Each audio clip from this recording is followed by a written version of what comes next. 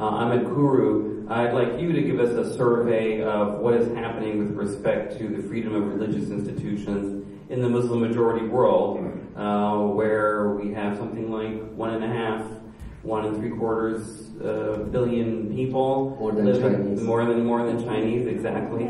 Give us a tour of what's happening in this part of the world.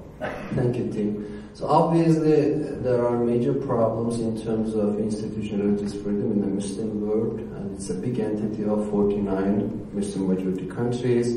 And Daniel Philpott has just published a book, Religious Freedom in Islam, an overview analysis, and we have other scholars like Robert Hefner analyzing in Indonesia and Southeast Asia.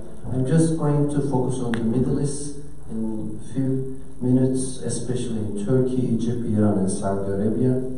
And there are problems for both majority religion Islam and minority religions like Christianity, Judaism, and others. For majority religion Islam, I think the main problem is what I call ulama-state alliance. Ulama is basically Islamic scholars. Normally, theoretically, in Sunni Islam, there is no clergy-layman distinction. Only in Shia Islam, 15% of Muslims, there is a theoretical division. But practically, for Sunnis, there is a clergy that we call ulama, in addition to Sufi sheikhs and some other authorities. The Islamic scholars. And historically, they have been allied with the state authority. And when you combine the ulama with the state, you end up with a very centralized, very omnipresent, omnipowerful almost, a deus machina, a big centralized power that monopolizes not only interpretation of Islam, but also the public discourse, the epistemology, the education and philosophy and everything. So this was not the case in early Islamic history. In my new book, Islam, Authoritarianism and Underdevelopment, I tried to analyze how from the 7th to 12th centuries there was certain level of diversity and institutional religious freedom in the Muslim world. Famous Sunni scholars like the founders of the four mazhab, the four schools of law, refused to be paid by the state. They think the state is corrupt and Muslim scholars should put a distance.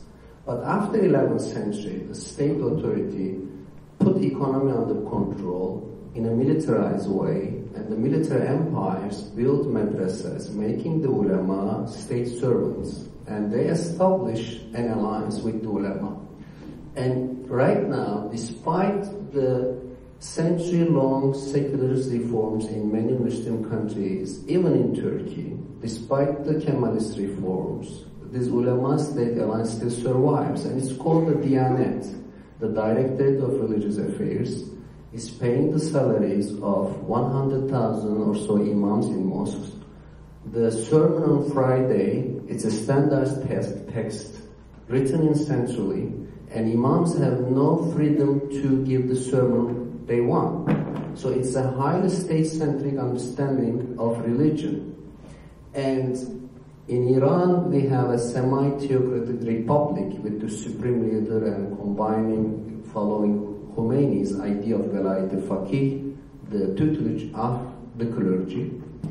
In Egypt, in a different sense, there is the Al-Azhar University aligned with the state, the Mufti and other religious authorities, establishing the Egyptian state as, again, a reflection of ulama-state alliance. And in Saudi Arabia, it's a different monarchical level, not a republic, but the monarchy plus Wahhabi clergy provide us another version of ulama-state alliance. So what are the problems? Out of many problems, I only mentioned two of them. One, the ulama receiving some authority but losing autonomy and independence. It's almost selling its soul, gaining some power and money, but losing independence, morality, and I would say ethics. So then the ulama they are unable to play the role they are supposed to play as an intermediary between the individual and the state, as standing up against the corrupt governments, criticizing governments. And we can see, for example, today, any imam of Diyanet being critical of Erdogan, or any clergy member standing up against Sisi in Egypt, or a Wahhabi clergy against Saudi king, whatsoever, because they are so embedded a part of the government, they cannot have a critical stance playing a role of civil society or NGO in order to protect the poor, in order to protect the persecuted. So that's a major problem for them, the ulama, losing their autonomy, independence, and religious stand.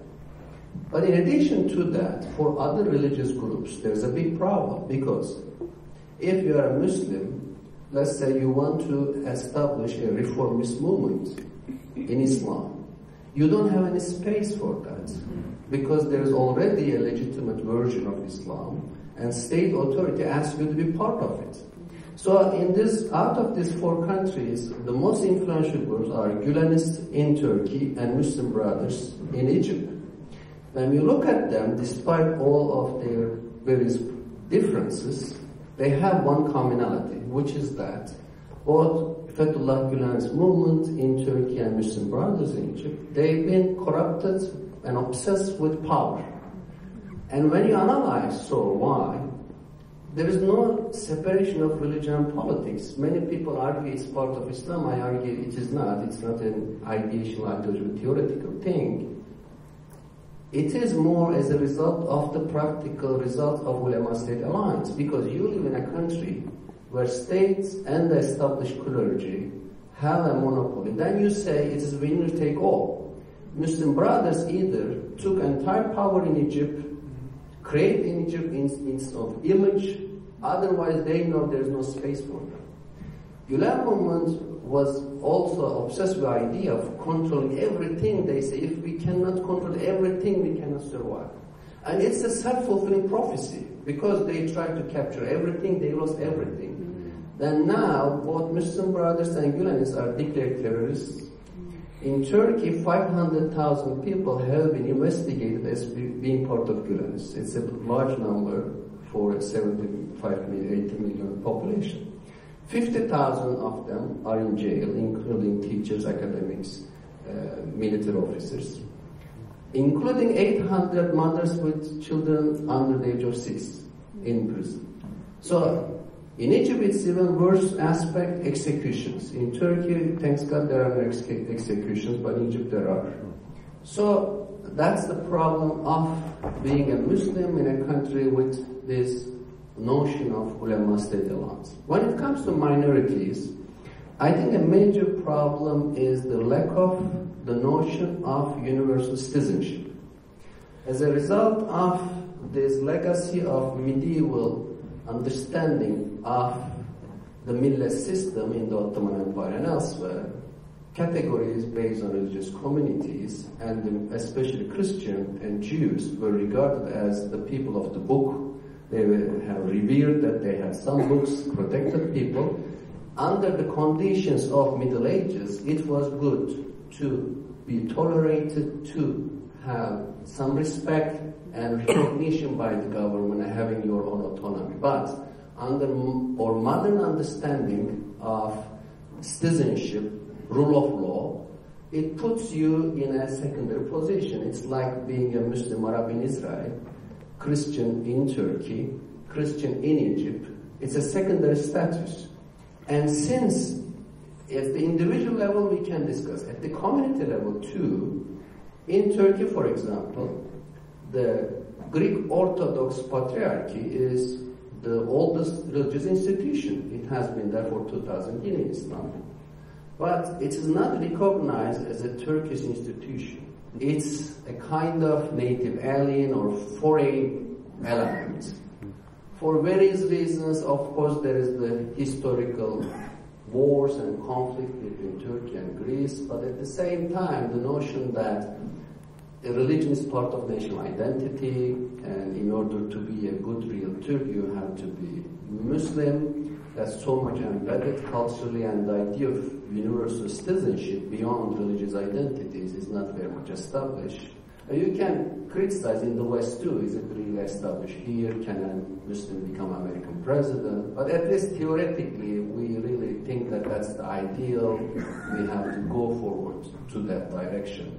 So one example which shows the lack of the notion in Turkey is the Halki Seminary of the Greek Orthodox Church. That's the only institution they can train their clergy, and it has been closed down for the last 40 years. Whenever I discuss this issue with my friends, academics or policymakers in Turkey, they say, oh, you misunderstand, it's not a violation of religious freedom, it's a diplomatic reciprocity. I said, well, what do you mean by reciprocity? Because Greece didn't allow to open mosques to Muslims, and in Cyprus they violated some Turkish Muslims' rights. We closed down as a reciprocal attitude to punish them. But to punish Greeks, you closed down an institution of your Turkish citizens in Istanbul. So then it's an example how they consider it not as a legitimate legal Turkish institution in Turkey, but still a foreign element, as if it's a foreign entity. So in a nutshell, I think there are problems for majority Muslims, especially this ulema-state alliance, and for minorities, the problem is the lack of notion of citizenship. Thank you. Thank you. Thank you, Ahmet. Well, Elizabeth, Ahmet provided a perfect setup for you to talk about issues affecting particularly Orthodox communities, not only in Turkey, but other parts of the Near East.